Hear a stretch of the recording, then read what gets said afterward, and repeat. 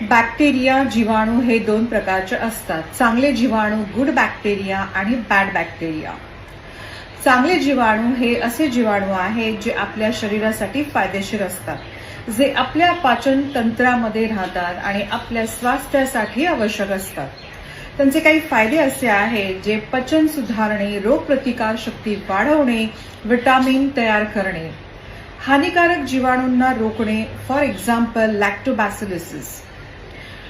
वाईट जीवाणू म्हणजे बॅड बॅक्टेरिया जे आहेत, बॅड बॅक्टेरिया हे जीवाणू जे आहेत आपल्या शरीरासाठी हानिकारक असतात, जे आपल्या शरीरामध्ये इन्फेक्शन आणि रोग निर्माण करू शकतात.